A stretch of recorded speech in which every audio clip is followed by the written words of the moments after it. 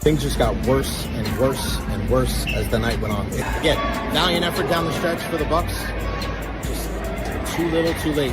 Let's go down and let's see what Coach Fletch and the rest of the crew has to say. And as always, go Bulls. So let's head into the locker room right now and see what the guys have to say about that one. Wow. Where do the Buccaneers go from here? What an incredible atmosphere. What a good win for the Tampa Bay Lightning. They snapped a 7-game winning streak. How we feeling, Bucs Nation? It's time to party, baby.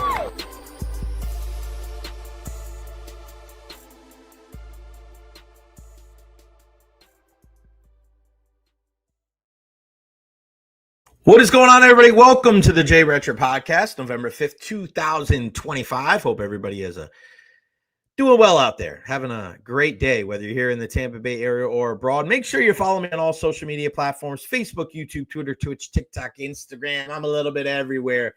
Like and subscribe on YouTube as well. Happy hump day to you and yours. This is like, if you're living in the Tampa Bay area, this is why you live here. I mean, the weather is beautiful. Beautiful. And shout out last night. I was at the Hillsborough County uncommitted baseball showcase over at Jesuit High School. And shout out to the Tampa Bay Sports Commission, Tony Diaz and the crew putting that on. Yeah, it was good. My guy, Kason Cooper from Robinson, Dom Canizaro from TC, hanging out with a bunch of the coaches, Dennis Braun over at Plants, Alandi Faedo with the Alonzo Ravens, Mike Wren over at TC, Joe Urso was there, our guy from the University of Tampa. So it was good, man. It was nice to put a highlight on these kids that are looking to play at the next level.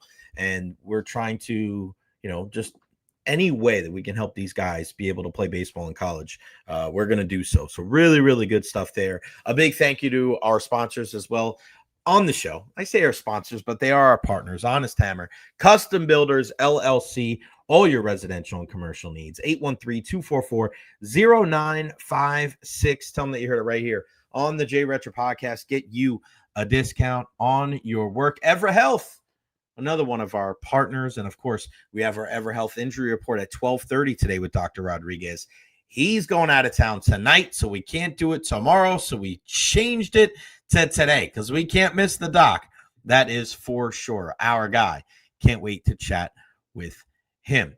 Questions, comments, concerns, leave them there at the bottom of the screen. I hope you guys are all doing well out there. Could not do this without you. Shout out to Benny. Shout out to DT. Our power play needs some love. It is dismal. I know what you meant, dismal. At the moment, Janet Best is here. Eddie, wow, my Cats got beat by Anaheim in your Bolts lost a close game. You got that right. Dolan in the house as well. I tell you what, watching that game last night, I thoroughly enjoyed that game. And I know, David, you forgot to mention nice win to Liverpool. Yeah, it's a big win over Real Madrid, no doubt. Shout out to Chris Cole. I see you there too. I didn't hate what I saw from the Lightning last night, really. And you guys know me. I don't care about how many games they've won or what anybody else is saying. Just from me watching, it was an entertaining game. And I really like what I've seen from that fourth line. I love what I've seen from Yanni Gord and Zemgus Girgensons and Pontus Holmberg. They have such an incredible chemistry. Really, really like that. So, yeah, you lose 3-2. Max Crozier gets caught flat-footed on that design play out of the faceoff. I mean, that's the difference between winning and losing. Weird bounce to the goal in front. The second one from Olsen. The first one was a power play goal. You get a goal from Cooch. You get an incredible goal from Braden Point. I mean, it is what it is, man. That kind of thing happens. So I'm not too worried about it. I thought Vasilevsky played really well. The power play is a work in progress. It really is. And, you want to talk about accountability for the players. Well, the coaches have to be accountable too. And now this is the second year without Steven Stamkos and Jeff Halpern that's been tasked to work on this power play. He's got to step up and do something because these entries have been a problem even going back to when Steven Stamkos was here. So something's got to give. And when you look at a guy like Oliver Bjorkstrand, part of the reason why he was brought in was to be on that number one power play unit and to be able to chip in with some goals. And, I really haven't seen that with Bjorkstrand. Those guys on that third line really need to step up. I like what I saw from Point, from Kucherov. I like what I saw from Gensel, Cirelli, and Hagel yesterday. That fourth line I alluded to. But, Dominic James, okay. But Gonsalves and Bjorkstrand, those guys need to step up. Not good enough. But like I said, not all bad. I like the way that they played. I think if you play like that more times often than not, you'll be in good shape and you'll win some games.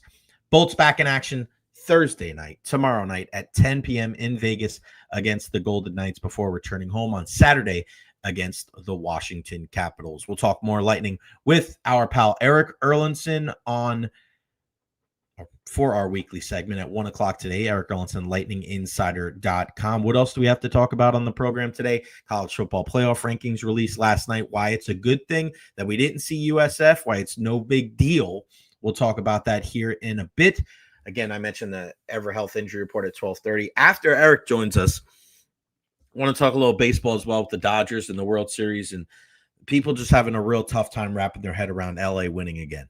But I want to start today talking about the Buccaneers. No trades for the Tampa Bay Buccaneers ahead of the 4 o'clock trade deadline yesterday. And our guy Rolly in the house. No trades to the Bucs. Feels a little like the birthday present you were hoping for, but didn't get back in the day because it was too expensive. Yeah, I mean, I can understand where you're coming from with that. But was it a mistake? Was it a bad thing that they didn't make a move? No, I don't think it is. I don't think that it was a terrible thing that they didn't make a move. Now, would I have liked them to make a move? Yeah, but we're selfish in that way where we want news. We want in on everything, right? You want to trade. You want to draft a guy that you saw in college, right? You want to sign a free agent. Like you just want a little bit of everything. There's nothing wrong with that as a fan. Remember, we consume sports as an escape from reality. We consume sports for entertainment value. So when I love when people get upset at fans because they didn't make a deal. Like, what did you expect them to do? Nobody wants to sit out when everybody else is having fun. When you're seeing Quinn and Williams get traded, when you're seeing Sauce Gardner get traded, you're like, hey, man, we want in on that. We may not have to trade for a Trey Hendrickson or a Max Crosby. We got Calais Campbell, Jordan Brooks. Give me somebody. But that is not the way that Jason Light goes about his business. And it's not a surprise.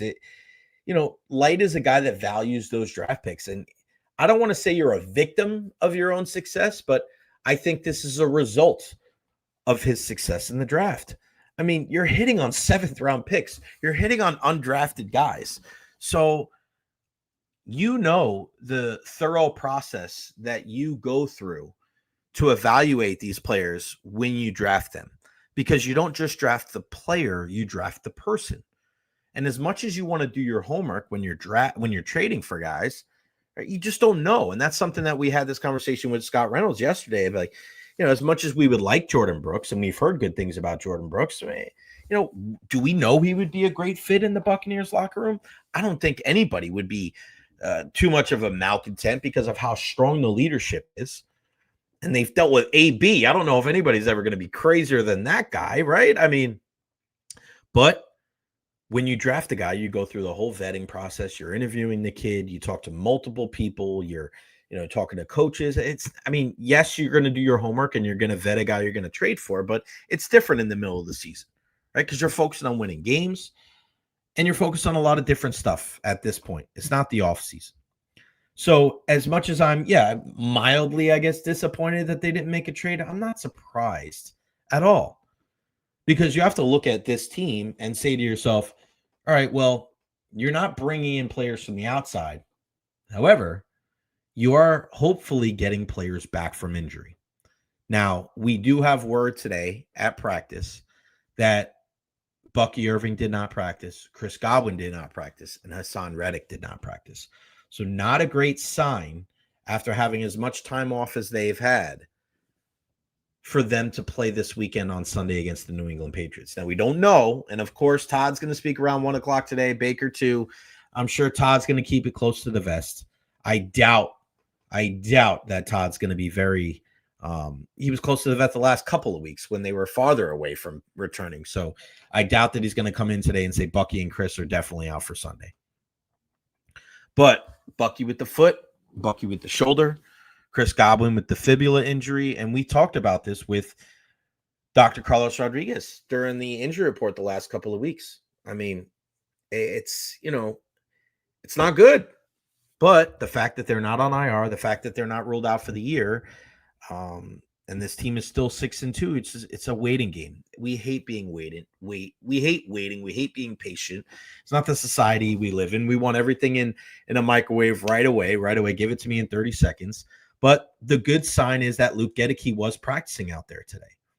And again, we had this conversation with Scott Reynolds from Pewter Report yesterday, and I asked him, and it's funny to hear everybody's kind of, we asked Eric Kaufman, we asked Ian Beckles, we asked Scott Reynolds, like who's most important to get back? Who would you rather have back first if you had your druthers?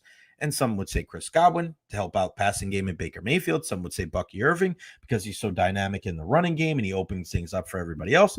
And then you hear Scott yesterday, and I think I might lean the way of Luke Gedeke, of getting him back, getting the right tackle back and getting 4/5 of your offensive line working together so that you can go on and win some games. And we saw this before.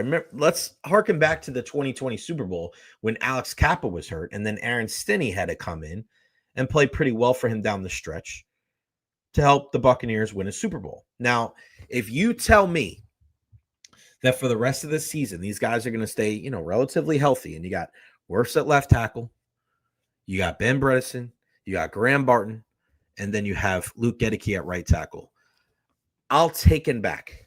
I'll take that and find your right guard. I don't care who it is. I don't care if it's a Haggard or a Feeney or a Mike Jordan, Klein. I don't care. I'll trust that whatever Todd Bowles and Pacucci and all those guys that are working on the offensive line and Josh Grizzard, they can all work together to find the right guy to add into the mix so that we can have some continuity in that offensive line down the stretch. Because then when you do get a Bucky Irving back, when you do get a Chris Godwin, and hopefully you get a Jalen McMillan and maybe a Mike Evans in the playoffs, now you're firing on all cylinders as you try to make another long postseason run. And we know that's not necessarily a reality, right? Like we know that it's not, okay, well, again, I've been saying this a lot because I don't want to hear when people say, when we get healthy, there's no guarantee that's going to happen. There's no guarantee that when one guy returns, that two don't get hurt. Like this is football. It's a tough game. This is a tough game. And it's a very physical contest that these guys put their bodies through just unbelievable wreck every single week. And you'd hope that the injuries would subside. You would hope that less guys would be banged up, but it's just kind of the nature of the beast. I'm looking forward to the Buccaneers matchup with the Patriots this weekend because this is a well-coached team. This is a team that has done a really good job on the road. And Drake May in year 2 has really, embraced being quarterback of this franchise. Stephon Diggs has been a welcome addition. And, you bring Mike Vrabel and stability, and the stability that they did not have with Gerard Mayo last year. Everybody thought, man, this is the heir apparent to Bill Belichick. You bring this guy in, a star linebacker for the team. Everything's going to work out well. And it was terrible. It was an unmitigated disaster. And then here you bring in Mike Vrabel. And Vrabel comes in, and he has the experience of being the coach of the Titans. And, had some success there. And now he goes with the Patriots, and he's a guy that understands the Patriot way. And they're going to be an issue probably moving forward because they're just going to build. And that's the thing that made them so good over the years, is that the Patriot way. And it pissed everybody off. But, this is something that you don't just pick out of nowhere. This is something that you develop over time. And when you draft a player, when you bring a player in, right? That's a Buck. That's a Raven. That's a Patriot. Now the Patriots are building. I don't think they're there yet, but we know a Buccaneers type player. You earn that over time. That's why we say that about the Ravens. You used to say that about the Steelers, right? That's that type of player. The Patriots are kind of forging that identity right now. They have more, runway, but I don't think it's such a clear, hey, the Bills are, the belle of the ball when it comes to the teams in the AFC East. It's going to be a battle between those two teams for a while. It's not going to be so easy going up to Foxborough and winning those games for Buffalo. Now, I still think they're a better team, and I think New England's maybe played a little bit better than, their record's probably a little bit better than who they are, but shit, man, your record is who you, right? Like, I mean, you can't deny it that they're 7-2. Shit, can't take the wins away. And if the Buccaneers are not careful, they're going to get punched in the mouth. But I think they'll be ready. And I love some of the messaging that we're hearing from Todd Bowles. I love that he is so upfront and transparent about some of the narratives that come out of what you hear in the media about teams. Right? I love that he just gets out in front of stuff like that because he's been in the league. This is where the experience pays off. Some other people, some other coaches might be concerned with addressing certain topics because they are like, oh, we don't want to feed these guys bad information and we're worried about their headspace. No, Todd Bowles comes right out and goes, we don't want to be one of those teams. We don't want to be one of those guys that come out of a bye and look rusty. He addresses that full on. And I go back to last year before the season, and there was that 4-minute, 6-minute video, whatever the Buccaneers sent out when Todd Bowles was addressing the team in the auditorium. And he was letting them know about having lofty goals and aspirations. He was trying to speak it into his existence. He wasn't scared. He wasn't worried about how it was going to affect his players' mental. Like, he was just saying, like, listen, man, it's out there. Let's address it.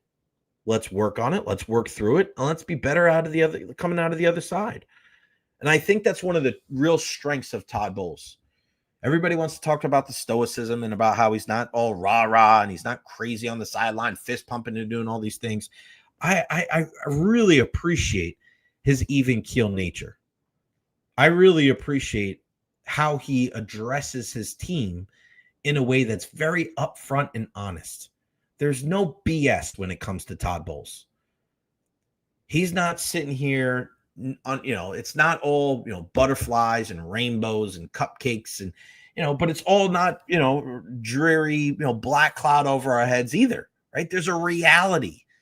Everybody always wants to, go to optimism or pessimism. It's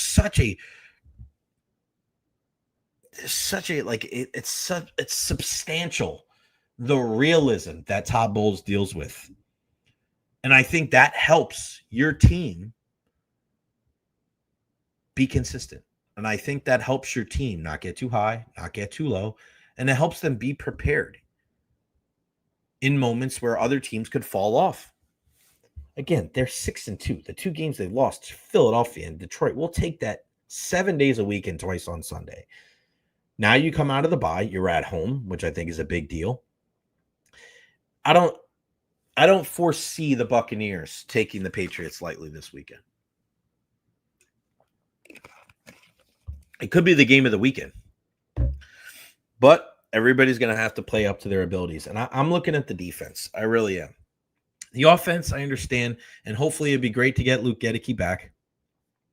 But we know, okay, if we don't see Chris Godwin back, we don't see Bucky Irving back, it's going to be a very similar offense to what we've seen the last couple of weeks.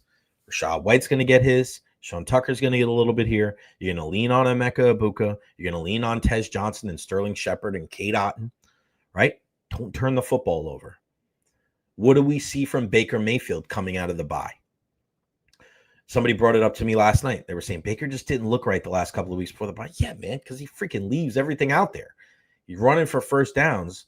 He's going crazy. He's dropping the shoulder. Like, we didn't see that the last couple of weeks, and that's fine. He's got to be able to pick his spots, and that's what concerns people about Baker Mayfield. Does he scramble too much? Does he lower his head too much? Does he do a good enough job of getting out of bounds and kind of, avoiding that contact so we can be healthy for a full 17-game season and the playoffs? I think you learn, man. You get your mentality is never going to wane. It's never going to diminish. But there's also an intelligence factor. There's almost a little bit of a preservation that you need to understand. You have to find that balance. And I think Baker having that week off, I think it did just as much for him as anybody. And I would expect him to be spry. I would expect him to be ready to roll on Sunday against the Pats. I am very excited for this game. This is going to be a really, really good one. And again, Baker and Todd Bowles speak a little bit later on today. So as soon as we hear anything, we will pass it on to you. But yeah, excited for that one. It was weird last week, right? No USF, no Buccaneers. Greg Allman, our pal from Fox Sports, saying neither Godwin nor Irving has practiced or been seen in a month. There will be some physical ramp up to any return, and they're not even working on the side with trainers during practice, so it's hard to talk seriously about either playing on Sunday. Very, very important note right there from our pal Greg Allman from Fox Sports, because there is a ramp up process. There is, you see it like in parts. You see a guy kind of lean on the side. You see him out there in crutches. You see him like there's steps to this. There's levels to this game. Unfortunately, we're not seeing Bucky. We're not seeing Chris. Doesn't mean they're not working out on their own. Doesn't mean they're not working when the media is not out there. But if I was a betting man, I would say that they would not be available on Sunday. All three of them: Son Reddick, Bucky Irving, Chris Godwin. We'll find out more as the week goes on. And I'll ask Dr. Rodriguez about the Luke Gedeke injury. Now that the window is open, they got 21 days to activate him and be ready to go. If he's out there practicing in full, I don't think there's a reason to think why he won't be available on Sunday. All right, last night, the first college football playoff ranking was revealed. And when you look at the no real surprises, right? When you think about it, I'm going to pull it up here for you guys. All right. Just so you guys can see it if you haven't seen it yet. There we go. Okay, take that down there. All right. Week 11, 12-team college football playoff bracket projection. Okay, there's the top 25. And no surprise, really. Ohio State with the 1 seed, Indiana the 2 seed, Texas A&M the 3 seed, Alabama the 4 seed, and then you see at 5 Georgia. So that's the same as we saw with the AP poll. And then you look at the rest of the way. The 6 seed Ole Miss, 7 BYU, 8 Texas Tech, 9 Oregon, 10 Notre Dame, 11 Virginia, and 12 Memphis. There you go. Memphis, the best team from the remaining conferences. And I love the perspective from a lot of USF fans out there not freaking out about that spot, because it doesn't matter. It doesn't matter how it looks right now. Because if USF takes care of business, they'll be in that spot. If USF is able to win against UTSA, if they're able to win against Navy, take care of business in their final 2 games, and then win the conference championship, they will not be denied that 12 seed. I doubt that they'll go up. They could go up depending on who they play. Do they beat a Navy and then beat a Memphis? Right? Do you get them in the top 15 after those wins? Because then you maybe look back at the wins over Florida and Boise State and look at them a little bit differently, and maybe the win over North Texas and how you scored 63 points on the road in their place in Denton. Maybe. But I feel that whoever wins the American and whoever gets that spot is probably going to be the 12 seed overall. But can you imagine USF and Georgia in the first round of the college football playoff? That would be crazy.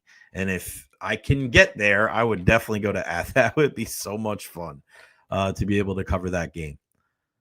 But college football playoff, people can put that out there, and you can debate. Time to debate. When you look at the amount of SEC schools, don't be surprised if that number doesn't go up, right? You have Texas A&M, you have Alabama, you have Georgia, you have Ole Miss, right? As we speak right now, they're 4, right? But when you look at the rest of the way, let me see. Let me pull the rankings out here for you guys here because we know it's going to change. We know it's going to change. All right. So I gave you those. And then you're looking right on the outside, right? Because Oregon's at 9, Notre Dame's at 10. And then you look at 11 and 12. That's Texas and Oklahoma. Utah's at 13. I mentioned Monday how much I loved watching them. Saturday night. You also have Vanderbilt sitting there at 16. Right? So as of right now, for when you're looking at the college football rankings, the playoff rankings, you have, and I'm not talking about the bracket that we just saw, or this was still up there. Okay. I'm talking about how the rankings look. Let me share this tab instead. See if there you go. If you look at that right now, you can see Ohio State and Indiana 1 and 2. And then you look at the next 4 teams ranked in the SEC. Obviously, the way that the bracket is, you're going to put the conference champions in there at 3 and 4. You get that, right? But you look at A&M, Bama, Georgia, Ole Miss. Boom, they're there. And then BYU, Texas Tech, Oregon, Notre Dame. And then look at the next 2, Texas and Oklahoma. So you have 6 teams from the SEC in the top 12. 6 of 12. And that's why I saw this from yesterday from Tim Brando. I think I saw it on when he was with Fox or Outkicker. He said, don't be surprised if there's 6 teams when all is said and done. Right now, it's one thing, okay? Because you look at BYU, you got to put them in there 8-0. But if they lose a game, you know how it goes when it comes to college football. If you got one loss in the SEC, no big deal. If you got one loss in the Big 12, maybe the Big 10, maybe you're an independent, unless you're Notre Dame. It's going to be an awful steep hill and mountain to climb. So this is part of the reason why they do stuff like this and they release it on a Tuesday night is for people to be able to debate and to converse about it and go back and forth and for people to have fun and so that college football stays on the tip of everybody's tongue. Let's continue to talk about it. But for all of our USF fans out there, and there wasn't that many. Again, I love the perspective and the point of view from a lot of Bulls Nation out there. Not worried. They understand where they're at in the pecking order right now. And regardless of what the college football playoff bracket is, shown on television last night for the first time, you know that USF's resume has to improve. And the only way that it improves is by winning your final 4 regular season games, the hardest one being next week in Annapolis against Navy, and then winning the AAC championship game, regardless of who the opponent is. Maybe you face Memphis again, right? Maybe you face Navy. Probably not now because they'll have 2 losses after losing last week. But you never know. That's what's great about college football. As much as you think, hey, I know what it's all about, and this is what it says on paper, you got to go out there and play the games. And I guarantee you, if you look back at last year's college football playoff bracket, the first week it was revealed, and then you look at the actual bracket when all was said and done, it looked vastly different. And then just look at what happened. We thought Ohio State's season was done, and they end up coming back and they win the national championship, right? Penn State, Notre Dame. That's the beauty about college football. I was concerned with the expanded college football playoff because it used to mean so much when you lost in college football. You lose one game, that could be it. You have no chance for a national championship. And when you take that away by expanding the playoff, I saw both sides of it. But now that we've had a year, and I go, okay, 12. I wouldn't be mine if 16, but let's stop it at 16. I think 8 is the best number, but, let's not go too far. Because I still think that part of the reason why college football is so great, because the regular season meant so much. It still does. I think you take a little bit of it away. But when you have an expanded college football playoff, you also have more teams that are involved. So now you're looking at a team like Texas and Oklahoma where, would you love to see Arch Manning in there after Texas, let's say, comes back and beats Georgia and Texas A&M? Yeah. And then that loss to Ohio State and that loss to Florida is so far back in the rearview mirror. Now it's like, all right, now can Arch Manning live up to those lofty expectations that comes with having a name of one of the, a first family in football? We'll see. That's the great thing about the sport. All right, time for our favorite segment of the week. And we're doing it a day early because he's going away. He's having some fun, going on vacation. Dr. Rodriguez joins us. Doc, what's going on, buddy? How are you? Not much. Getting ready for my time off. Man, you got that look already. You're like, I got to get the heck out of here, man. Good for you, buddy. You deserve it. Let's jump right into it, man. The Buccaneers practicing today. Unfortunately, no Bucky Irving, no Chris Godwin, no Hassan Reddick. Not much of a surprise there, but I want to ask you not specifically about the injuries, but how guys ramp up from injuries. Because one thing that I've noticed going to practices over the years, and they only give us a 30-minute window during the week, is that usually when guys come back from injuries, when they're out for a couple of weeks, they'll do work on the side or they'll do work individually before they reintegrate themselves to team work. How important is that for guys to be able to kind of get that stability, work one-on-one with the trainer before they get back into the full group sessions? Yeah, no, that's a pretty typical routine when you sustain an injury. One is recovery, right? So no pain, things are stable, things are healed up. The first part of that recovery process is individual workouts, whether it's stretching, some lifting, some running, some mild to moderate intensity exercise. Then we increase that to more sports specific type exercise.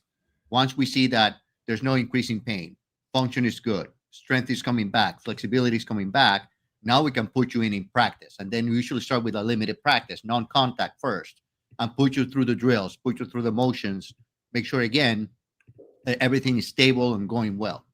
Once you've completed all of that, now we can do maybe a mild contact practice, not a full one, see how you do. And then we move you to the full contact practice.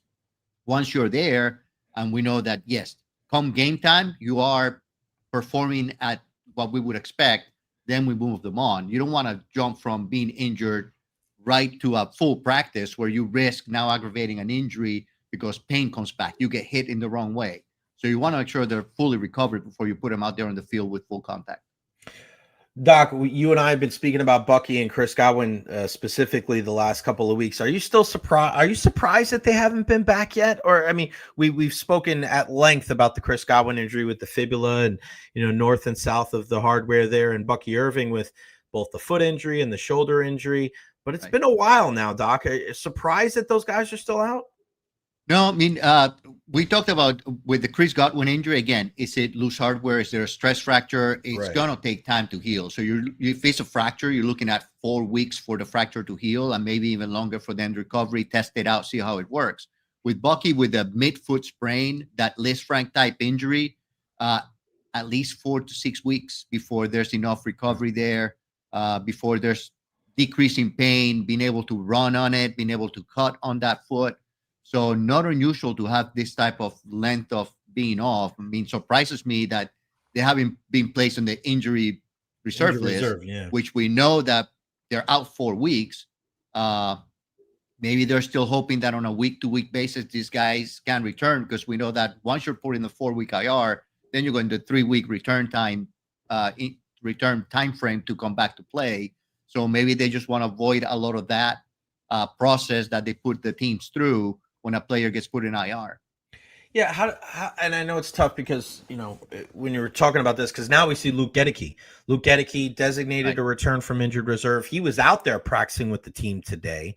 So if you knew, like we've talked about this, that those guys would be out there for, it looks like 4 to 6 weeks, why wouldn't they put those guys on IR when they did it with Luke Gedeke? Is it one of those things where, kind of like we talked with Emeka Egbuka, everybody kind of, heals differently?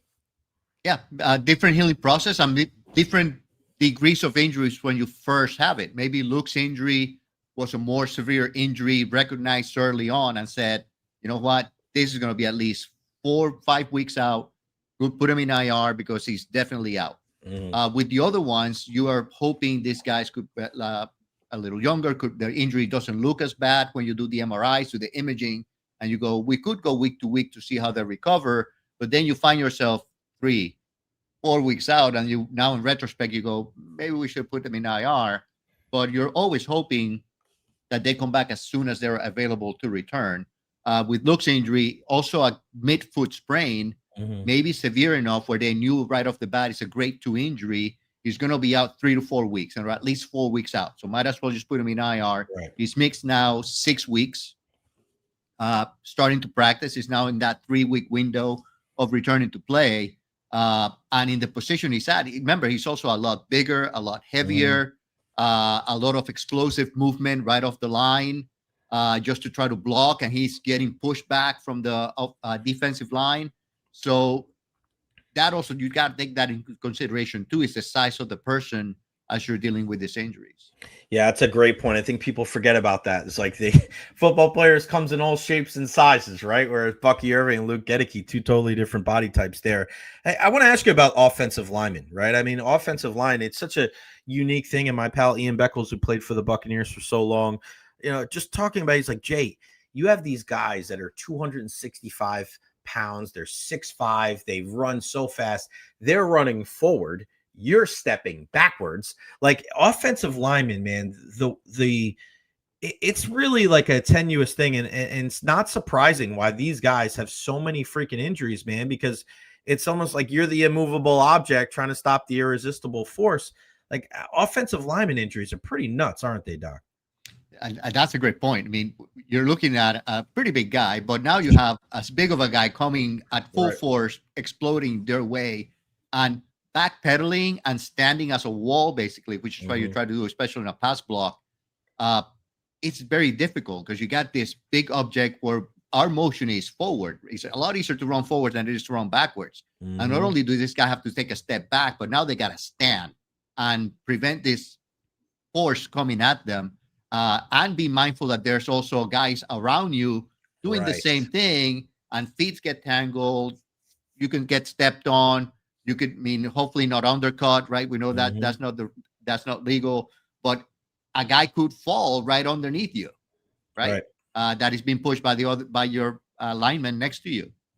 So it is a lot of force. I mean, you see them wear braces in their knees pretty much, because we know that wearing a brace will hopefully give you an extra layer of protection in case someone does fall on you, or in case you get twisted the wrong way. So it's really important for them to be mindful of surroundings, but also be prepared to take that impact. I think it's a lot easier if you're in a rush play where you're now going forward, also impacting now the defensive person. Pass protection is pretty difficult. Yeah, no doubt about it. I don't envy those guys at all. Another name that we haven't really mentioned was Jalen McMillan, who got hurt in the preseason, took a really bad fall on a pass from Teddy Bridgewater. And you heard from Todd Bowles talk last week during the bye week that he had a broken bone in his neck. And the last time that people have seen Jalen McMillan, he's still in a neck brace. What do we know so much? What do we know about his injury, Doc? And judging by that, I mean, is there any chance you think he play? And they said possibly the back half of the season, but I mean, it's November 5th, and you just got to wonder, like, if he's going to be available at all, because when you talk about the neck, when you talk about the spinal cord, you talk about just anything there. I mean, you have to err on the side of caution, don't you? Right. So if you look at the injury, basically as he receives the ball and he gets tackled, he falls on the ground and his neck bends all the way forward. So it's what we call a hyperflexion injury, where the neck is going all the way forward. So the danger with that is that everything is being stretched forward. The most common fracture that happens with these injuries is what we call a teardrop injury. And what happens is, in the front side of the vertebrae, there's a chip on the front side. And you think, well, that's on the front side. There's no nerves there. There's no issues there. Usually we worry about fractures in the center portion of the vertebrae where all the nerves are at. But the problem is, if you suffer that injury, that means that all the ligaments behind it are torn. You tear your posterior longitudinal ligament, you tear your interspinous ligaments. So it's an unstable fracture. It's not just, the fragment is just not a significant thing. It's just the fact that there's so many ligament injuries associated with that type of fracture that now the fracture segment becomes unstable. And that can cause significant spinal cord injury. So we're looking at, if they treat it conservatively, I don't know if he had surgery or not. If he's treated conservatively, it's time, because you want to wait for those ligaments to heal. You want to have the fracture to be stable. So you're following this fracture over time or this injury over time with imaging in motion. So we do what's called flexion extension films, flexion extension pictures to take a look and see if there's still instability and movement. Once there's no instability, then we start looking at, okay, let's test it out. Let's see how you do. Let's start with your range of motion, rehabilitation. And now you have to consider it's an football. So potentially getting hit again. And if those ligaments are not quite healed all the way, now you could potentially risk paralysis or a severe spinal cord type injury.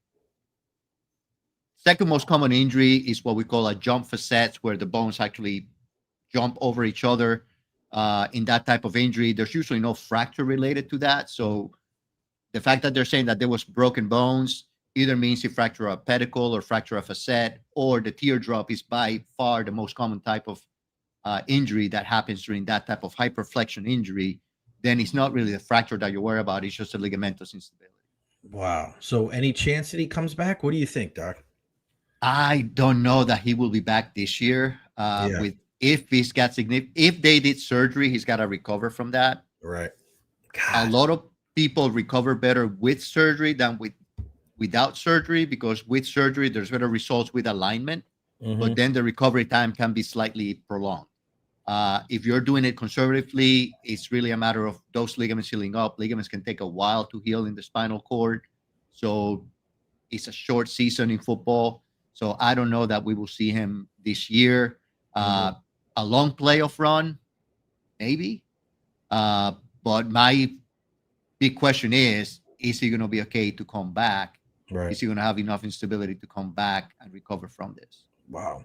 I want to ask you about that too, because I'm a big wrestling WWE fan, and for all the bad things, there have been guys and gals with broken necks, and I know that there was people out for a long time, for years. But what without knowing the specific injury, how far has it come when it comes to neck surgeries? When it comes to people that are worried about, like what you said, a paralysis. Some guys that I know that wrestled and they were out for 11 years, and then because of some advances in modern medicine and surgeries, again, without knowing the specific surgeries and the injuries, I know it's tough to ask, but how has that changed over the years? Is it just education? Is it just more knowing, like, hey, we know there's certain things that we can operate on, or certain preventative measures that people that sustain these neck injuries, they can come back and do ultra physical activities? I mean, there's certainly been progress in how we do surgeries. And we'll probably mention it later on in some of the other injuries we'll talk about. Yeah. At the beginning, when we were doing certain surgeries, it was all about plates, fixation. Nowadays, there's better ways with other materials to be able to do the same procedure. Also, the approaches have changed over time, where you're trying to minimize trauma to the tissues surrounding the spine as you're trying to progress, get basically in there. So we're coming through the front instead of the back. So there's been a lot of progress regarding the procedures themselves. Now we also have robotic surgery. Right. So even smaller surgeries, more microsurgeries, more detailed surgeries that can be accomplished through even smaller type incisions, better approaches, less traumatic approaches, which then improves recovery time, because you don't have all the soft tissue surrounding trauma that you have to recover from, and also the injury. So there's a lot of improvement in what we've done, and also understanding recovery process and rehabilitation process and recovery from injuries. So that has helped, I think, shorten a lot of the recovery times and improve the outcomes. Love that, man. I definitely want to look into that in the future too, of some of those neck injuries for the wrestlers, because I just think it's fascinating. These guys take all these flat back bumps. They're, falling on the ground time and time again. They can't do it for years. And all of a sudden the change, it's been pretty wild.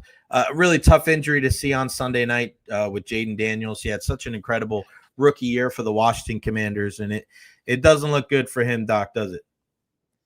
That is another one of those injuries. You see the video and you cringe at it. Yeah. The hand gets planted, the elbow dislocates, it gets twisted. If they were able to reduce it immediately there on the field, you see him walking off the field with a splint on. It looks like it's reduced in place. Hopefully, there's no ligament damage. There's no nerve damage associated with it. There's no fractures. And it's just a dislocation. And when you're looking at a plain dislocation with no other related injuries, you're looking usually about 4 weeks recovery, 2 weeks to immobilize, start motion, start rehabilitation. It's non-throwing arm. So with potentially no fractures, no other ligament injuries, he'd be back in about 4 weeks. Now, if there's fractures, and I worry about the twisting motion that happened as the elbow dislocated, ligament injuries. Is there a fracture? Was there a nerve injury? The nerves travel right through the elbow. That was your forearm or your hand. You got to really prevent and make sure there's no nerve injury associated with it. So if no injuries besides the dislocation were there, about 4 weeks, looking at it and looking at how he twisted, I'd be surprised if there's no ligament injury there. Right. If there's a ligament injury, then you're looking at a longer recovery time. You have to fix the ligament, looking more 8, 12 weeks. So probably out of the misses the rest of the season. Yeah, I mean, it's crazy because the kid's had such a good, start to his career. And I know it hasn't been as great this year, but dealing with injuries when you're a running quarterback, we've talked about this before on the show, Doc, like stuff like this is going to happen. And then Kyler Murray's another guy. I mean, the Buccaneers are going to be playing them in a couple of weeks. Jacoby Brissett's been named the starter, but Kyler Murray has been out, and they've played better without him. But I mean, this is a guy that's a pretty diminutive figure out there, and he also uses his legs. What do we know about Kyler Murray and his injury? Because it looks like they're telling him, hey, don't rush back. This guy's going to be playing quarterback whether you're healthy or not. But I mean, you still want a guy to be 100% before he gets out there. So this is also the Luke Goedeke and Bucky Irving injury, it's a midfoot sprain. So it's a midfoot injury. So very likely, again, a Liz Frank joint type injury, bridge of the foot. So they're taking things very slow with him, and they're going week to week, and they're allowing him to maybe do a little bit of practice, but he's already been named that he's not going to play this week. So I'm thinking he's dealing with a grade 2 injury. So 3 to 4 weeks recovery time, very conservative. Again, he's a running quarterback. You don't want to risk any further injury. You want to make sure he continues to be mobile. And if he's going to be mobile, he's got to be pain-free. So I would say he's probably out another 2 weeks before he comes back. Any grade injury other than a 2 is going to require surgery. There's no mention of surgery. And the report is 4 to 8 weeks out from what the team is saying. Right. He's been out 4 weeks. So I'm thinking he's in that point where maybe in the next few weeks, as he's practicing, doing better, progressing, maybe in 2 weeks you'll be able to see him play.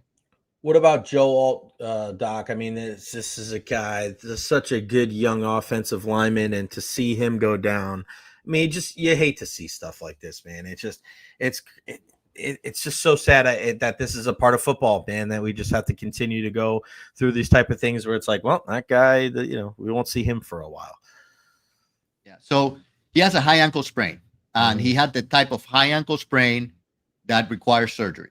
Yeah. This is his second high ankle sprain this season. So he had one, probably was doing okay.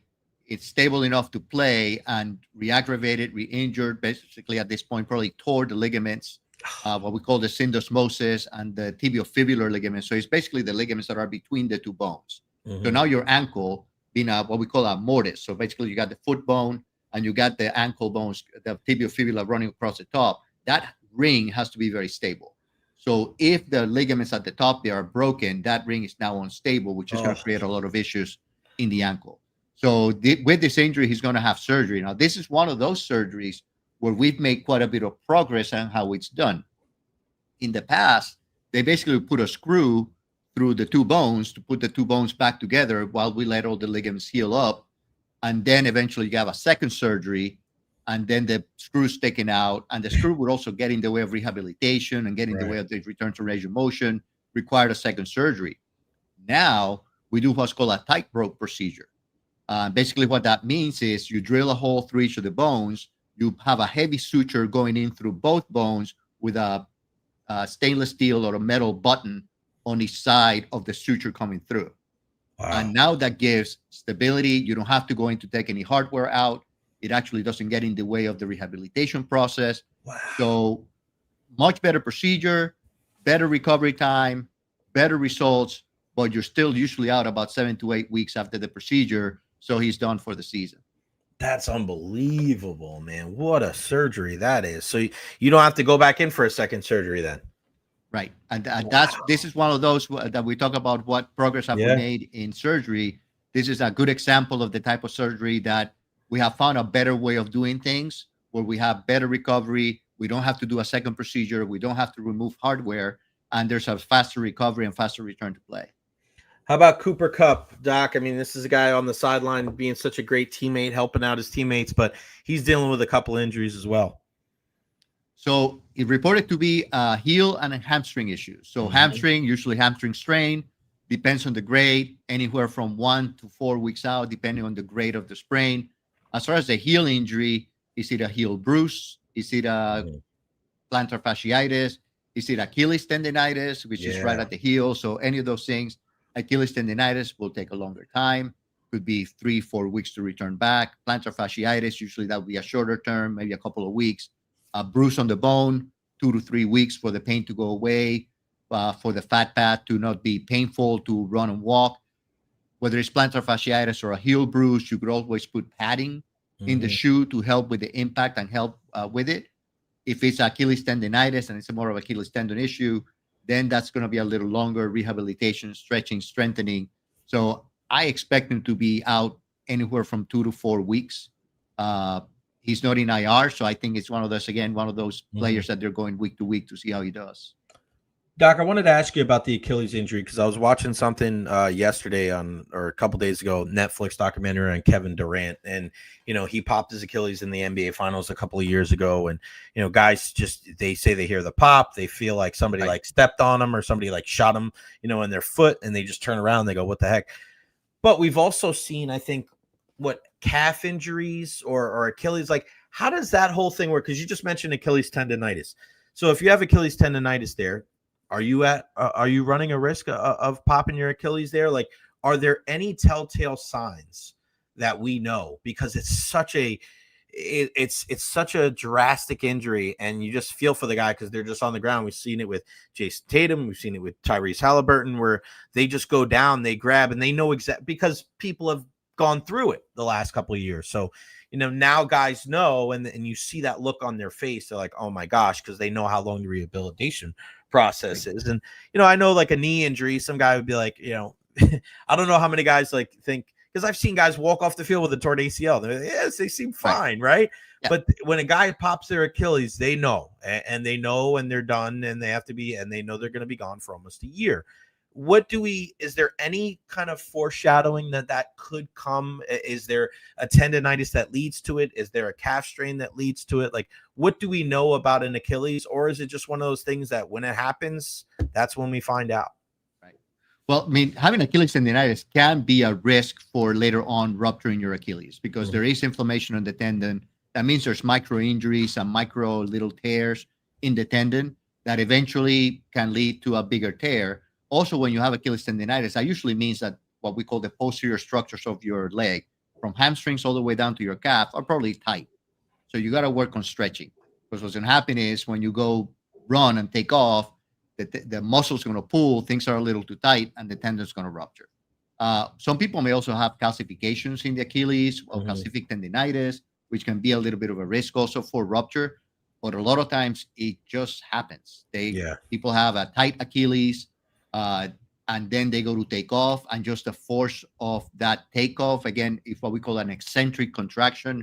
So when you go to take off, the muscle, your gastroc, the muscle in your calf, fires up to bring your foot down to take off. Right. But at the same time, the tendon's being stretched as your heel's being pressed down. So that contraction where the muscle's firing, but the tendon's being stretched out, that's what's going to cause the tear. And as you said, it sounds like a shotgun goes off. It's really loud. It's a loud pop. It happens. And the problem is, as opposed to an ACL, which is a ligament, so a ligament is a structure between two bones. This is between your muscle and the bone. This is your functional tendon. So you lose the ability to really push off and walk on it because there's no longer a muscle that is able to bring your foot down. So immediately, and it's an immediate pain, and then it kind of dissipates, right? Because now the tendon's ruptured. Now you get the cramp because the muscle's kind of all the way up behind your knee, cramping up. but it's one of those injuries. I think thinking about a year ago, I'm playing tennis, and right next to me, there's another people playing on the court, and I hear this pop, and I see the guy go down. And as soon as it happened, I'm like, he just blew his Achilles. Oh my gosh, Doc, that's pretty wild. All right, last one for me because I know you got to roll. I didn't put this on our list, but I wanted to ask you about it. Yoshinobu Yamamoto throws 96 pitches in Game 6 of the World Series, comes back the next night and throws 3 more innings, and he's throwing in the mid-90s.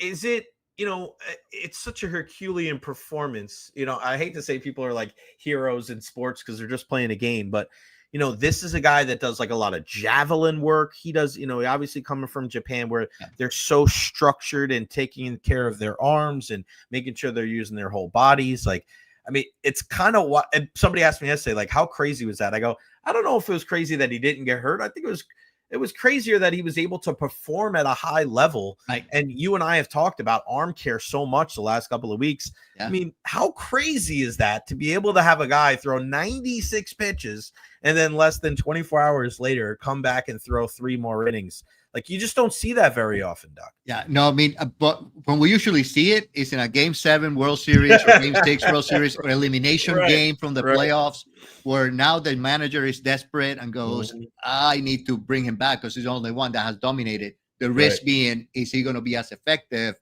tonight as he was last night? But these guys, I mean, can they do things like this? Absolutely. You can do it the one time because your body's ready, your health is there, your strength, the training is there. Could you do this every week? Absolutely not, right? That we're going to have the accumulation of injuries. But come a playoff, I mean, that unusual circumstance. I mean, we talked about Springer. Yeah. And I was like, there's no way we're going to see him back in the World Series. How surprising was that, Doc? I was very surprised by it. Now, could you have numbed it up a little bit? Now, you could tell every time he took a swing, he was in pain, right? But you could tell. Could you keep him out? I mean, as a physician, could I tell him, you're not playing? He's going to look at me and go, you're crazy. I'm playing no matter what. Because you can't sometimes in the way of the competitive nature of these athletes. Now, as a physician, I'm always there to try to protect them from a major injury. But you have an oblique strain. What's the worst case scenario? Well, you're going to tear a little more, which means we're going to be eliminated. We're in the off season and you're going to recover from it. So you got to balance that risk with the benefit and risk and reward of playing. It's the same thing with Yamamoto. What's the risk reward here? Well, he's not as effective from the mound. The Jays come in, start hitting him, and we're done. We're in a desperate situation. Or he comes in and dominates again and gives me the outs that I need. But in this one place in time is the right thing to do. But it's not something that you see during the season. It's not something that you see on a week-to-week basis. But this is the World Series. One loss and we're done. So we got to do it. I don't know if you've ever seen this, and I'll bring it up to you and we'll talk about it in the future. Cody Rhodes, the WWE wrestler, a couple years ago wrestled a match after he tore his pec off the bone. And his whole arm. Did you see that? You ever see that, Doc? The picture? I've seen pictures and I've seen pecs torn. And he wrestled the entire match with it because he said, like, I'm gonna go get surgery after this, and everybody's paying all this money to watch me. He's like, it's already off the bone. It's just pain tolerance. And I'm just like, oh my God. Like, that's got to be the power of the human mind, right, Doc? Like, I mean, exactly. Really adrenaline. I mean, these athletes sometimes can tolerate a large amount of pain, and then their adrenaline rush that they have also for the competition that does a little bit of that discomfort. I mean, and what happens is, he's not going to be as strong if he tries to push or try to grab something. As you said, the muscle's gone, the muscle's torn off already. Does that limit your motion of your arm? Not really. It limits your strength more than anything else. I suppose if you tear your Achilles, you are not going to be walking and standing. You're done with a pec. Yeah, you're going to have a nice big bulge on your chest and a nice big bruise around your chest and arm. But your arm function is still there. Your motion is still there. It's just painful, and the strength is not going to be there. Unbelievable stuff as always. The best segment on our show all freaking week. The Evara Health Injury Report with Dr. Carlos Rodriguez. Doc, I appreciate you making some time for me today. Have a great time on your Thank vacation, you. my friend, and we'll talk next week. Sounds good. Appreciate it. Have a great Thank you, day. buddy. You too, buddy. The man, the myth, the legend, Dr. Carlos Rodriguez. Unbelievable stuff there. So many different things that we were able to discuss on the program. And including I love the high ankle sprain stuff, right? Because that's one of those things that we didn't really know over the years. Like, oh, you're gonna be able to battle through it. And then we've heard from me and we've heard from other former pro athletes, like, nah, dude, like sometimes like you're out for a while. Because people think, oh, ankle sprain, that's fine. Just rolled your ankle. You'll be back. Just battle through it. No. Not necessarily. And I love what Doc had to say about George Springer. Because remember, we were on the show last week talking about, I don't know how he's going to be able to do it. And when he's in there, I'm like, wow, I hope Doc is watching this. And then he's in so much pain. Like if you watch George Springer swing the bat, like he could not swing the bat and keep his body in the batter's box. He threw all of his momentum towards swinging the bat. And there was no like, I'm going to hold on to the bat and have some type of like, he just fell over every single time. He's like, I'm throwing everything. I mean, what a performance from George Springer, man. He was so physically, just like you could tell, man, your heart went out to the guy. It's absolutely incredible what he was able to do. And he played pretty well. I mean, he gave everything he had. And I just, as much as we want to care about the safety and the health, and obviously that's paramount for these professional athletes, when you get to the Super Bowl, when you get to Game 7 of the World Series, when you get to the end of the NBA Finals and Stanley Cup Finals, it's that risk reward, right? It's just one of those things where like you play your entire career to try to be that guy in that spot with your team, and you build memories that last a lifetime. And, if you look at it and go, all right, well, I can recover for the next 6 months, you'll go through it and you'll kind of deal with it. So there really isn't any type of, oh my God. All right. Working on my guy, Erik Erlendsson will join us in a second. But I mean, listen, that's the moment when you do it. Like Doc said with Yamamoto, are you going to throw 96 pitches and pitch the next day normally? Or are you going to do that every other week or every week? No. But in that situation where you have plenty of downtime after the season, I mean, you're going to do it. You're going to do it. And now you're going to live, your name's going to live forever. Like you're the World Series MVP.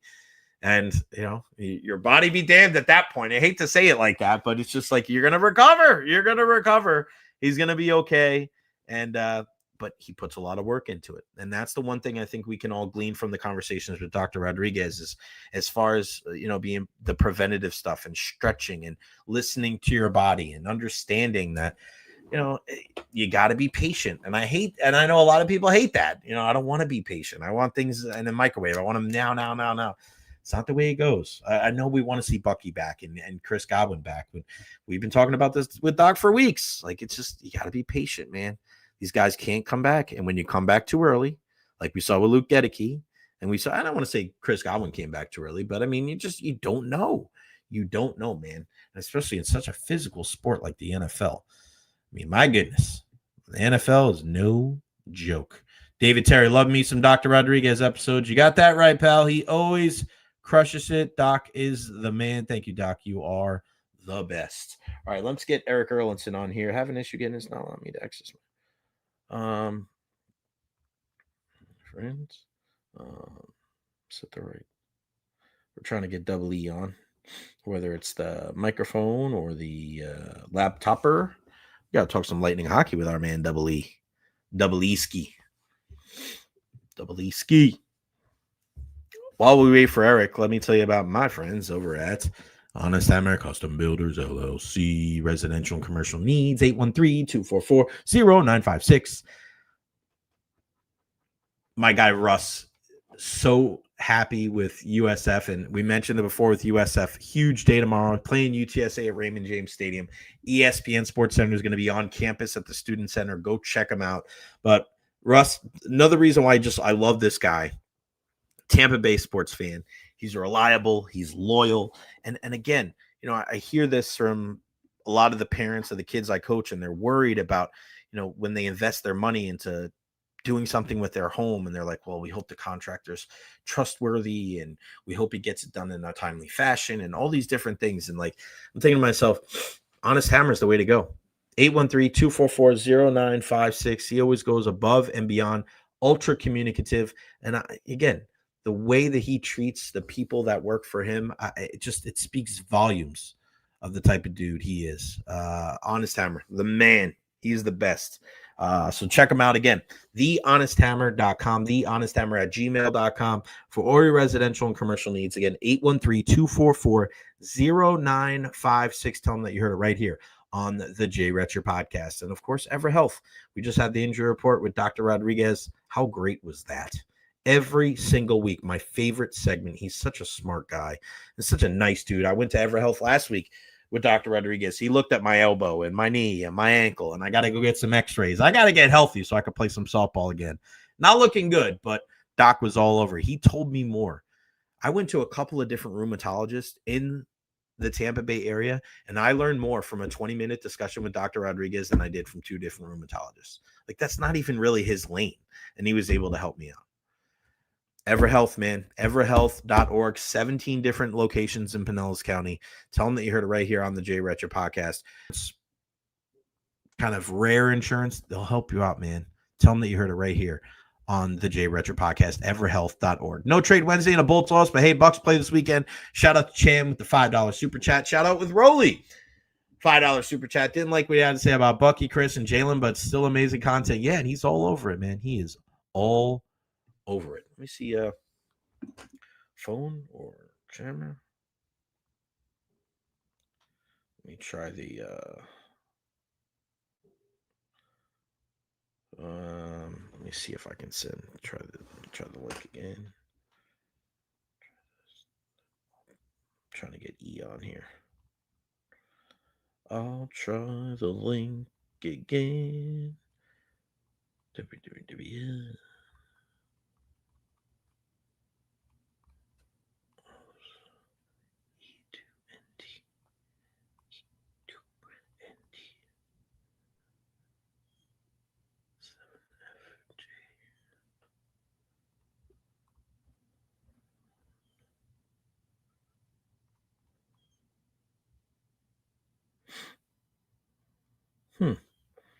You gotta get double.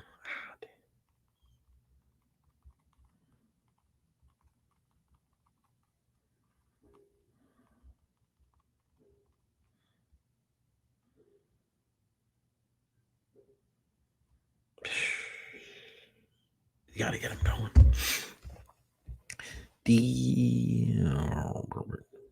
All right. Hopefully he'll get him on. I sent him the link again.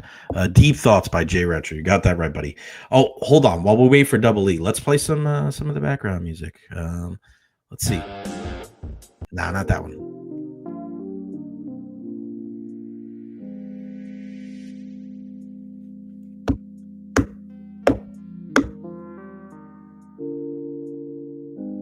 Are you driving? I need a little more. Here we go.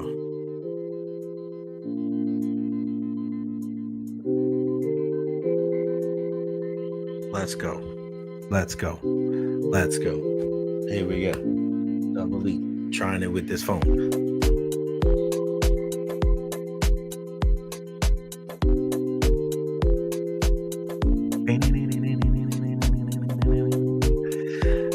Honest Hammer wants a jingle. Honest Hammer. Here comes Double E. Here comes Double E. Got the music going. Got the music going. Got the music going. Got the music going. It's the intro music for Erik Erlendsson. He's joining us on the phone. I didn't realize that they had music for this StreamYard stuff. And yesterday we had so much fun with it. So this is your pseudo entry song, buddy. I don't know how to walk into this. Oh man, but you're here, buddy. You're here. Somebody said you were polishing the spoons in the background. That's why. I've never seen that. Right, like we've been using StreamYard for how many years, and it's telling me that something else is accessing my microphone and camera, and Oh, I shut off all my browsers, reloaded everything, and it's still, I don't know. Technology, man. Works when it's yeah. great. Technology. All right. So you know me, I think I'm a little bit more of the pessimist, I think, sometimes when it comes to the Tampa Bay Lightning, but I loved watching that game last night. Like it was entertaining. It was up and down. I can't fault Max Crozier. Like that was a look of a guy that hasn't played in a couple weeks. Getting just flat-footed. Colton goes around him. And then, the power play goal. And then the other one was like a shank where the guy was trying to shoot it. The puck goes right to Olofsson in front. I love what I saw from the fourth line. I thought Vazzy was locked in. I thought they threw a lot of pucks on net, and Colorado did a great job of blocking it. Like, I don't care what happened before. I'm not talking about the winning streak. I'm just talking about last night. I mean, if they just tighten it up a little bit, Double E, that's a kind of recipe for success, I think, for this team going forward. What do you think? I don't know how to handle this Jay Recher optimism right Come now. on, baby. I loved it. I loved it. I mean, look, they made a couple of mistakes last night, right? You can't take that too many men on the ice call the way they did just after you kill off a power play that looked really good. Mm-hmm. Even though Colorado's numbers suggest that their power play is not performing very well right now, boy, that didn't show it last night for sure. And Crozier did make a mistake, but he's never. I don't think he's ever played against Ross Colton, so he didn't know how to judge his speed, right? Sometimes that's just an experience. That was a great bank pass too, man. Let's not really discount the bank pass that set that up. And again, that shot went off the post, and Vazzy kicked it in, right? So it's sometimes. Here's the thing with a game like last night. We heard John Cooper, especially during the first 7 games of the season, talk about playing a winning style of hockey. Mm-hmm. Doesn't always mean you're going to win, right. But you're going to give yourself a chance. And I think that's what last night was, that they did give them a chance. And it didn't go their way. They had some puck luck that bounced against them. Kucherov could have had about 3 goals in that 6-on-5 situation, and Colorado was doing a good job of stepping in front and blocking them. And Colorado's got 1 regulation loss on the season. We know that they're a really good team, and the Lightning are a really good team as well. And last night it just went Colorado's way. You play like that on a consistent basis, you're going to be on the right side of that ledger more often. And you had a chance. You could have won that game again 2-1, and instead you lose it 3-2. And sometimes that's just the margin in the NHL. I like the 6-on-5 look too. I mean, a lot of times they have trouble keeping the puck in the zone. They threw a lot of pucks in the net. Even through the second line out there, they did a good job of not giving up the empty net goal, which we've seen them, do way too many times. I want to ask you about the power play, because obviously a lot of people say, just bring Stamkos back. That'll fix everything. You see his goal last night? Unbelievable. I did. Yeah, 0.3 seconds left. Vintage Steven Stamkos. You got that right. But the entries were a problem even when Stammer was here, right? It's just something that they've had an issue with. It seems to be a bugaboo, and it's like a virus. It nails them for a couple of weeks, and then they score a bunch of goals. But there's got to be something that needs to be done with this power play, right? And I wonder, you're addressing the team personnel in a way of, hey, we're having higher standards this year. If you're not going to do the job, we're going to put you on waivers, right? Like, I feel like that needs to be done with the power play too, whether it's Jeff Halpern. I'm not saying lose his job, but something's got to change. And they've taken Oliver Bjorkstrand off, and I want to get to that in a second. But, man, how do you fix this power play? Or what do you think they're going to try to attempt to fix this power play? Well, the entries are an issue. There's no doubt. And as you mentioned, it's been an issue, for a couple years. They're a little too predictable on their drop pass situation, right? Like, you can predict exactly how they're going to try and make it work. And, the in-game adjustments, certainly last night, were not there. I would just like to see, like, you can't turn hockey players robotic. Right. It's such an instinctual game. And, we hear players and coaches talk about being predictable and trying to do the same thing over and over, and you have to stop us. Well, teams are stopping them. So you have to make an adjustment. And I want to see that take place. Like, if Victor Hedman's carrying the puck up the ice and the defense is not respecting him going by them, they're waiting for the drop pass. Don't drop the pass. Keep going, right? Or last night, Colorado was stacking 4 guys basically within 5 feet of the blue line. Well, whoever's carrying the puck up the ice, chip it off the boards and go get it yourself. You've got the space and you've got the speed. So I just want to see them be a little bit more instinctual in the way that they make those zone entries. And then, I don't know how to solve once they do get set up, especially that first power play unit.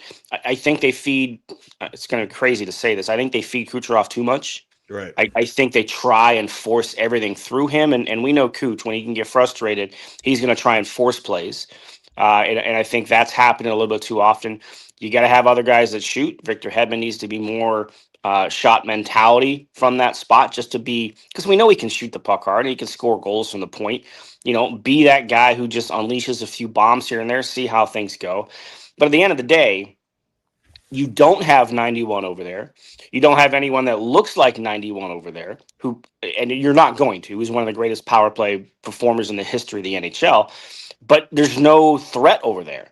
And if there's no threat over there, what are teams going to do? They're going to cut the ice in half, and they're going to smother Kucherov, and they're going to smother Braden Point or Jay Gensel, whoever happens to be in the bumper spot. So you just have to find ways. And Bjorkstrand was supposed to, I know we're going to get into it in a second, but he was going to be the guy, right? The right-handed shot on the power play, just to be the threat over there. He can shoot the puck, and he's had some looks. He's had some really good looks, actually, on the power play.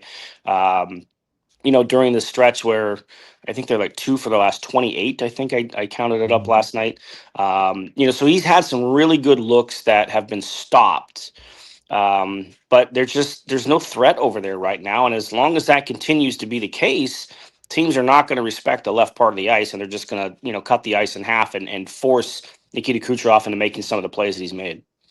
Yeah. And I think this is part of the entire thing when it comes to the power play. And you and I have spoke about this before. And, this is not a player movement power play. This is a puck movement power play.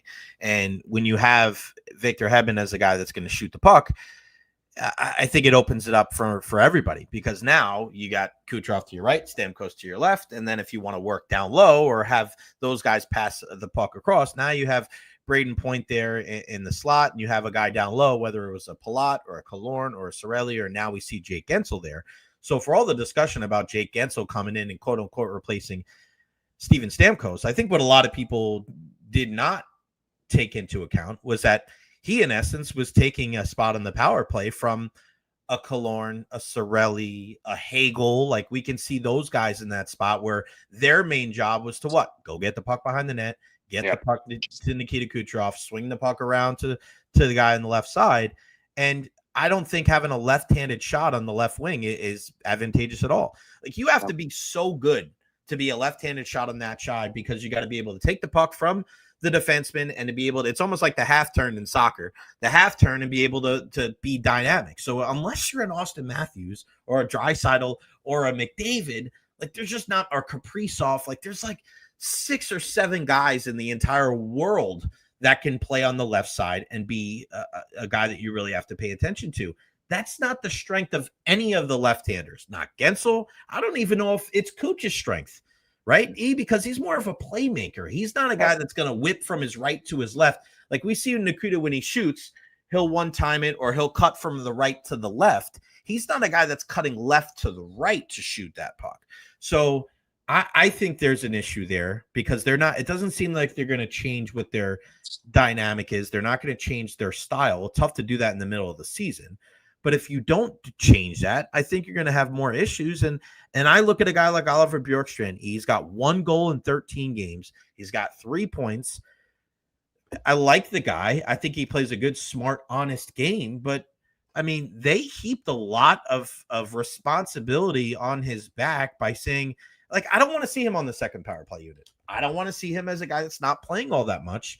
He's a guy that's got to put the puck in the back of the net, or his spot on this team. It's like, all right, well, we got to see somebody else, but they're going to give him every opportunity to succeed, but he's not doing it right now. And it's one thing if you don't see it in 5 games, but it's 13 games. And if we don't see a couple more goals in the next 7 games, when you get to the 20 game mark, which usually is a lot of people's, all right, hey, it's the quarter mark of the season, whether it's the NBA or the NHL, kind of get a good idea of where you're at. I mean, where are we at with Oliver Bjorkstrand?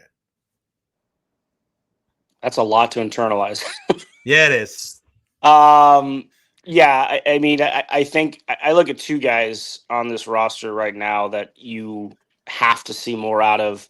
One is Bjorkstrand, the other is Gage Gonsalves. No doubt. Right? Gonsalves is a guy who had a great second half of last year, and you wanted to see him take that next step forward, and it's just that hasn't happened. But with Bjorkstrand, um, he- like it's tough, right? Like you look at this roster right now, there are not many right hand shot forwards on this roster. Right. Right? There's not. I mean, they put a lineup together the other night. I think they only had three righties in the entire lineup, and that included the Yeah. defense. And this is Yeah. a team that we're used to, looking at things from an analytics standpoint, having a good balance between righties and lefties. Right now, the only guys who are righties in the lineup are Bjorkstrand and Braden Point. Those are the only two guys forward wise that are right hand shots. And then on the back end, it's been Chernak and Crozier. Those are your two right hand shots that are in the lineup. So you only have four out of your 18 skaters. So that kind of limits your options on what you would try and do to get a righty over there on the left circle for the power play. I think you have to keep trying to work Bjorkstrand and get him out of his funk. Yeah. I think it's as simple as that because he's got a proven track record. He didn't become a bad player overnight because of a trade. Mm-hmm. We talked about it last year. It took him a little bit to feel comfortable after the trade, and that happens sometimes. And then he got the injury, and then he, obviously all that happened. And I think it's a little bit of the same situation now. It was about what he played. Did he play about 12 or 13 games last year before the Yeah. injury happened? So we're right about that point. So I think they're going to allow and continue to try and work him through whatever situations he They has or have to. issues he has. They Yeah, have you to. don't have a choice really, because you don't really have any righties down at Syracuse, right? Besides Mitchell Chafee. Yeah. Um, Jack Finley that's scratched. I mean, you he's didn't not. have. He's not Yeah. the guy. No, and then like you look at the last couple of years, I mean, when you lose Tyler Johnson and you lose Steven Stamkos and last year's team Luke Glendening, like you replaced all three of those guys with left-handed shots, Yeah. pretty much, right? Because I mean, Pointer was there, and like you just said, like you bring Crozier and Chernak, and then we see with Oliver Bjorkstrand, but that imbalance I think is hurting this team, and I think could hurt them going forward, and I think hurt them, on the power play at times last year as well. I mean, you got to find more balance, but I'm with you. They're not giving up on Bjorkstrand, but he's a guy that's got to step up. Yep, he just has to play better. That's what it comes down to. And again, I think we discussed this last week. Like that injury that he had, Yeah. man, it like when he showed me the scar on his leg, literally hip to knee. It's that compartmental pressure that built up. They had to go in and relieve all the fluids and all the pressure. And like I can't imagine, like Yeah. his leg muscle was torn up. Now he had basically a full summer to rehab, but he couldn't work on the things that he's used to working on. Mm-hmm. So that's why players in his situation, yeah, you want to see more, you need to see more, but I think he gets a little bit more rope because of the type of injury he's coming off of. This is Right. not a normal injury, right? This is not an ACL where you kind of know exactly what the time frame is and the comfort level it takes for players to get back to feeling 100%. I haven't talked to him since training camp about this, but I can't imagine it's not affecting him, in his strength and everything else that he needs to be to feel 100% comfortable. I'm not saying that's what it is, but like I said, I just think he gets a little bit more rope right now, just based on the type of injury that he had. I'm with you, man. I'm with you. And we see Max Crozier back in the lineup last night. Nick Paul, it's a matter of time. We kind of spoke about this last week, but is it Radish and Gonsalves that really need to worry about it? And if that's the corresponding moves, do those guys get put on waivers? And do you think that they make it through waivers? I don't think Radish does, man. Right-handed shot defenseman that can shoot it. And you could see with Charles Edouard Dastu getting that power play time. Like, I feel like Radish's days are numbered in Tampa Bay. I don't disagree with that. Last night was kind of the indication, right? Radish was the guy out, right? As they dressed 7 and 11. So, if I'm him, I'm on notice. Certainly if I'm Gonsalves, I'm on notice. I mean, he has to be like you see a player take the steps that he took last year. There's more. Like there has to be more from him, and we just haven't seen that yet. And that's not a good thing for a guy trying to. He's not an established NHL player yet, right? That's the kind you look at it. Look, how many people thought Mitchell Chafee was going to be taken off waivers because he's a right-hand shot, power forward type player. Yeah. Can shoot the puck. He's got a pretty good shot. So you saw a lot of that stuff with Chafee. It's hard to tell. Radish has, one of the hardest shots in the league. He can help run a power play, but you watch the tape on the rest of his game and you understand why he's fallen to 8th on the depth chart right now, right? Like he has to be better defensively. He has to be better in his own end, and he has to be more aware. You look at the couple of mistakes that he made in the season opener against Ottawa, right? And, is that an indication of where he's going to continue to be? And I think that's a big reason why he's been the scratch since Moser came back. So yeah, when those guys get claimed, it's hard to say, but you have that decision to make. If you believe Dominic James continues to do everything to stay in the lineup, then he's going to stay in the lineup. He doesn't require waivers. If Charles-Edouard Dastou continues to do what he's doing, he saw another side of his, on ice personality last night, get into a fight with Gabe Landeskog, right? That's crazy, man. Look, I mean, we talked about this on the pregame show with Chief and Greg, and you look at Dastou through his career, he's not small. No. Right? He's 6'2", 215. He's got pretty good size to him. He doesn't play a soft game. You look at his penalty minutes throughout his career. You look at his plus minus everywhere he's been. Like, he's not just an offensive defenseman, and I think he's trying to show that. And, that kind of bubbled up last night, so it was nice to see that. But if you continue to think that he's a guy that's going to help him, again, we're talking small sample sizes for these guys at the NHL level. Sometimes it's hard to make long-term projection thought processes on what you see in a 5 to 10 game sample. Look what we thought about Gage Gonsalves at the end of last year. Hasn't carried over to start of this year. So this is where they're at when they make their personnel decisions. The easy decision would be to send a Dastou, to send a James. That's the easy decision. I'm not saying this is a decision they're going to make, but that's the easy decision if you're worried about losing personnel, knowing that those guys can be brought back and forth. Now, they've changed some of the CBA. If you get it reassigned, you have to play a game there, or you have to spend a certain amount of time with minor league. There's no more paper transactions are going to take place. So that kind of maybe factors into things here a little bit. It's the same thing with Finley. Everybody talks about Finley. Well, how come he can't get in the lineup? I'm telling you right now, that is the guy they would lose. Yeah. They would absolutely lose a 6'6" right-hand shot centerman to waivers. Somebody would claim him and give him an opportunity. I know he's only played 3 games here, but there's a lot of other things going on in terms of why he can't get into the lineup and what the Lightning are trying to do and find out about guys like Curtis Douglas. And, is Douglas a guy? So there's a lot of questions that are kind of around. But I think Radish and Gonsalves are the 2 guys you kind of have to keep an eye on here in terms of what's going to happen. Because, Paul could play tomorrow. Yeah. We don't know that yet, but he's on the road trip, right? So he's there with the team. So if that happens, does somebody have to get sent down? Well, they have to make a roster move. Yeah. So we'll see. The waiver wire starts at 2:00. We'll see if anybody hits the waiver wire today, and that will be an indication that Paul is ready to return. But yeah, they don't have an open roster spot right now, so they would have to make some sort of a roster decision to bring Nick Paul back. All right, before I let you go, who is the ultimate, oh my gosh, we got fooled by the small sample size in Lightning history?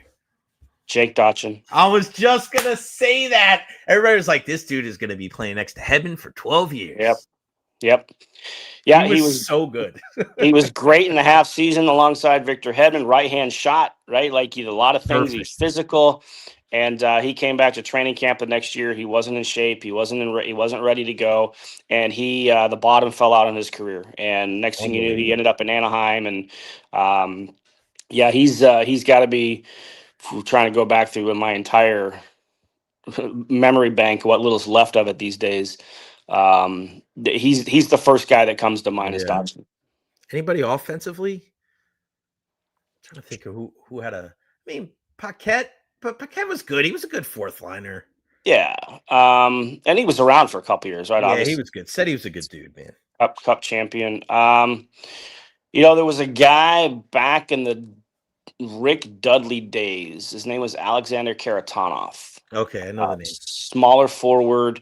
Had a lot of offensive skill to his game, but couldn't play at this level. He looked good in spurts. And the best thing I remember about Alexander Karatanov, he didn't speak a lot of English, and he'd walk by and he'd go, "What's up, media?"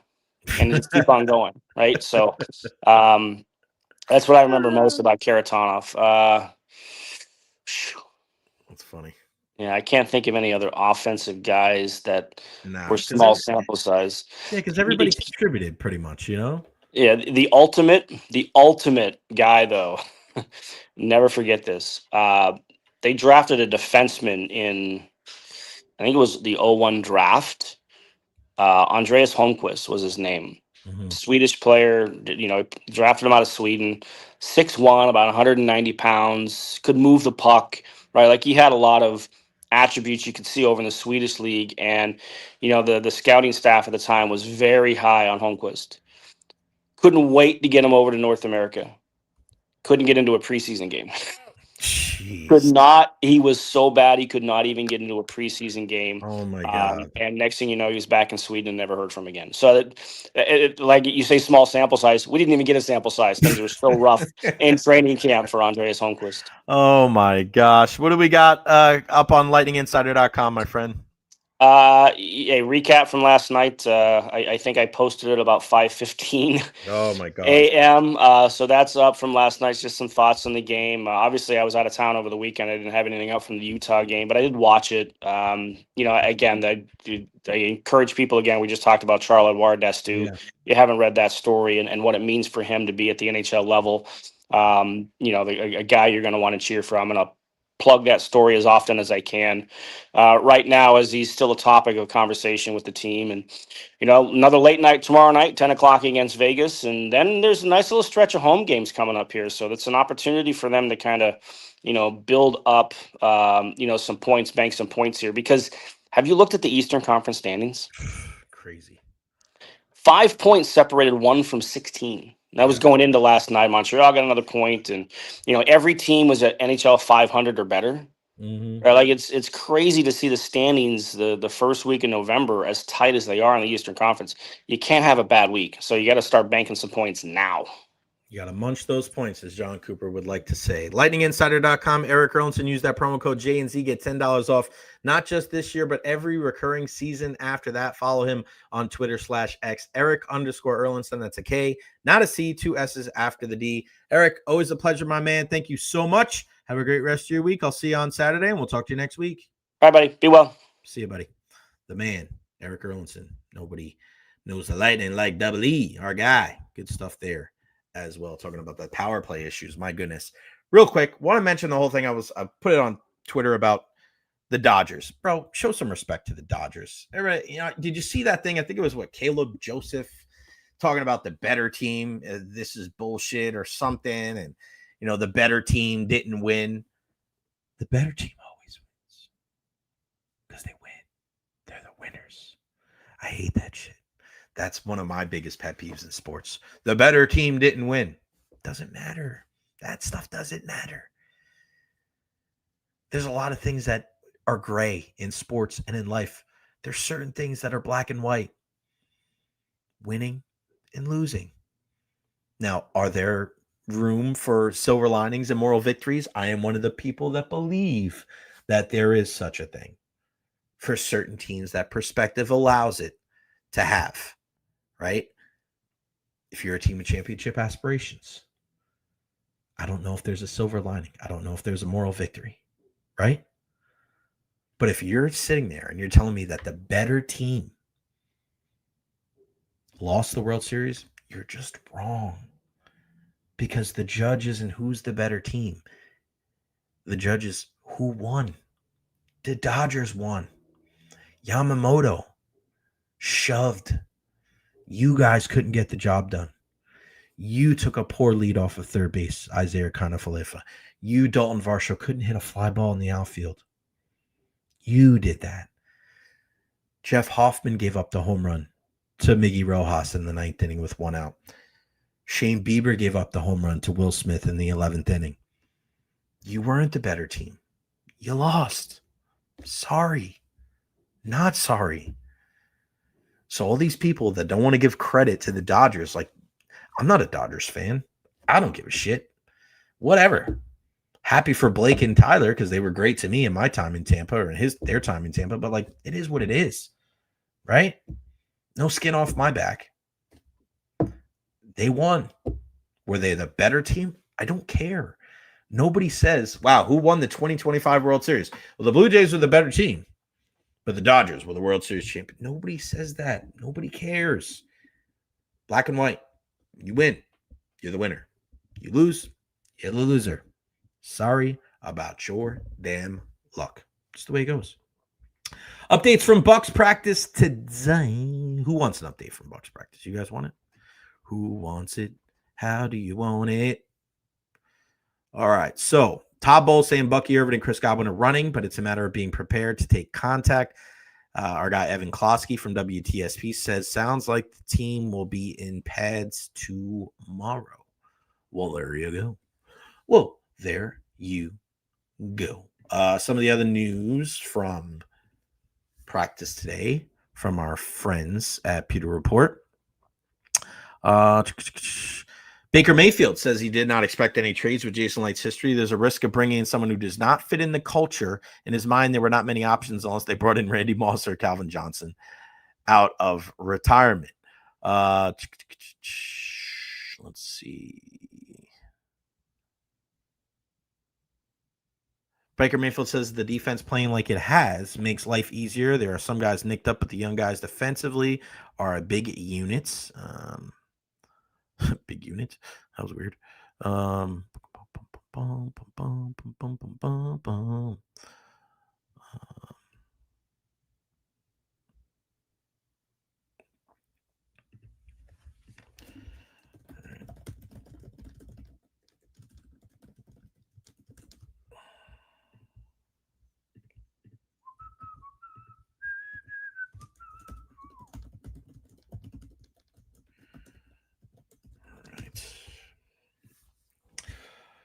So, from our friends at Pewter Report, Todd Bowles says that Bucky Irving is running, but has not taken any contact with his shoulder yet. So, when we're looking at the issue with his foot or with his shoulder, now it looks like it's his shoulder. And the Lisfranc injury that Dr. Rodriguez was talking to us about, obviously something to be cognizant of. But I would anticipate, once again, if these guys are not out there working on their own on the side or practicing with the team like we see with Luke Gedeke, I'd be surprised if they were in there on Sunday. So you're have to bank on Baker. You're going to look at guys like Rachaad White and Emeka Egbuka to stand up. You need the defense to be able to step up and do some big things. But, we joke about, or not joke, but we talk about the next man up mentality. I mean, it's huge. It is huge. And again, if you're just joining us, Todd Bowles saying Chris Godwin and Bucky Irving both progressed enough to be running right now, said Irvin hasn't taken contact on his injured shoulder, but both are slowly improving. So they don't know. They haven't practiced in a month. And again, we said this before. There's a physical ramp up in returning. They could have practiced today, and I'd still say Sunday was a stretch. That's from our pal Greg Allman from Fox Sports. Todd Bowles also said that offensively they have to execute and grind out some points. They're not going to score 30 or 40 every week. They just want to find ways to win. Bowles also said the blocking needs to be better to open up the run game. They have to coach and scheme it up. There were people out there worried about a guy like Emeka Egbuka. What is he dealing with? Is he okay? Is he better? Well, Todd Bowles said today that wide receiver Emeka Egbuka looks good and was full speed today. He looked like his normal self after dealing with that hamstring injury. He came back without missing any time, which is pretty crazy. I mean, he missed half the game, but other than that, I mean, the ability for that young man to recover, big stuff, big return for the Tampa Bay Buccaneers. Chan wants to know what's the word on J-Mac. What's the word on J-Mac? We heard it earlier today from Dr. Rodriguez, and I said it too. Like, you got broken bones in your neck, man. I don't know if we're going to see him this year. Dr. Rodriguez thinks it's a very slim chance, and I have to agree with him. DT, what do you think about bringing Geeky back up and putting him in Stammer's old spot? See, Geeky's a left-handed shot. So does he have the ability to be able to receive the puck and to be able to turn and face the net and shoot the puck? He may. He's a first-round talent. I don't know. That's a lot, though. It's a lot for a guy that's not, he's not going to get called back up unless he's a top 6 guy. So I would say no. Could he do it one day? Possibly. Right now, I don't think so. Baker Mayfield also said at the Evara Health Training Center at One Buccaneer Place, seeing Luke Gedeke out there today was great. He helps enforce the physicality up front. If he's not ready to go, he trusts Charlie Heck to continue filling his spot. And I give Charlie Heck a lot of credit, man. We know what he is, but he has put forth such a valiant effort on that offensive line to do whatever it takes to help this team win. It's not pretty, but it's hard to find good offensive linemen. They're not just out there walking on the street. That's why people don't trade him. You hear that from Ian a lot. So shout out to Charlie Heck for giving it all he's got, but this team will be significantly better once Luke Gedeke is out there. Speaking of Ian, we have our Beckles and Recher podcast at 3:15 today at the Dignitary Cafe. Make sure you check us out there. Going to be a lot of fun. Really, really good stuff. Tomorrow night, the Denard Span Foundation will have our gala, and I can't wait to be there. Going to be a lot of fun. DenardSpanFoundation.org. Go check out all the information there. If you can donate, every little bit helps. Tomorrow's going to be a very, very busy day. I'm going to try to move up our interview with Ed Encina, see if we can do it at 1 o'clock tomorrow so I can get that rolling, and then go from there. A big thank you to everybody that joined in on the program today, especially our Super Chats, Chan and Rolly. Love you guys. You are the best. Thank you. Thank you so much. Everybody that was chiming in on the show.